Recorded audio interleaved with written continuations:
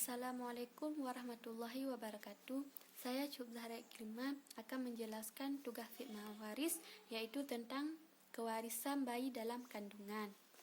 Yang dimaksud bayi dalam kandungan atau anak dalam kandungan, yaitu bayi yang masih dalam kandungan ibunya atau dengan kata lain belum dilahirkan.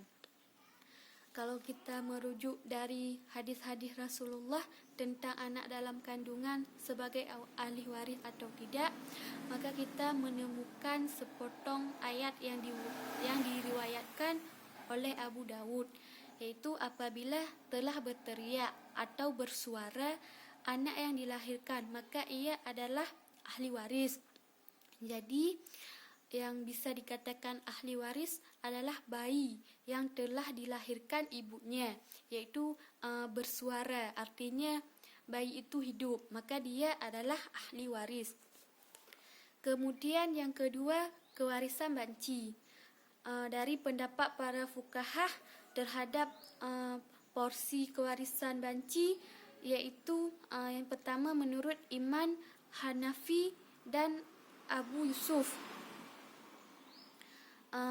banci muski mendapatkan bagian terkecil dari dua perkiraan antara bagian kewarisan laki-laki dan perempuan dari porsi yang diberikan kepada ahli waris.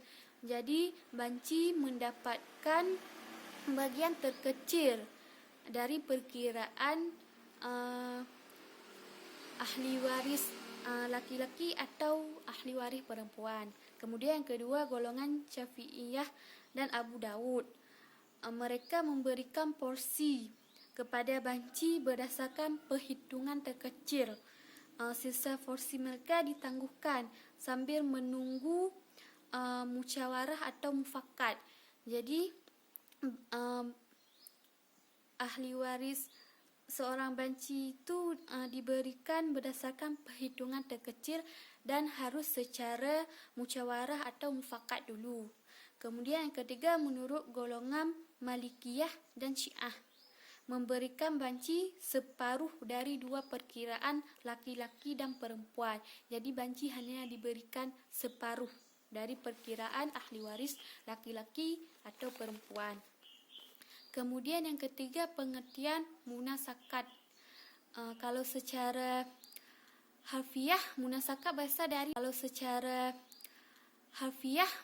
berasal dari bahasa Arab yang berarti memindahkan atau menghilangkan. Kalau secara istilah yaitu meninggalkan ahli waris. Yaitu meninggalnya ahli waris sebelum pembagian harta waris, sehingga bagiannya berpindah kepada ahli warisnya yang lain. Kemudian yang keempat, masalah munasakat. Para fara'i dalam mengerjakan masalah munasakat menempuh jalan sebagai berikut. Yang pertama, mentaksihkan asal masalah si mati yang duluan dan memberikan saham-saham setiap ahli waris dari masalah yang sudah ditaksir. Kemudian mentaksirkan asal masalah si mati yang kedua dan membandingkan saham-saham yang ada di tangan ahli waris dari masalah yang sudah dengan taksir yang kedua. Dalam membandingkan saham-saham dalam taksi yang pertama dan dengan saham-saham yang berada dalam taksi yang kedua dan seterusnya, terdapat tiga hal, yaitu yang pertama mumatsalah atau tamansur, yang kedua mutawakah atau tawaful, yang ketiga mubayanah atau tabayun.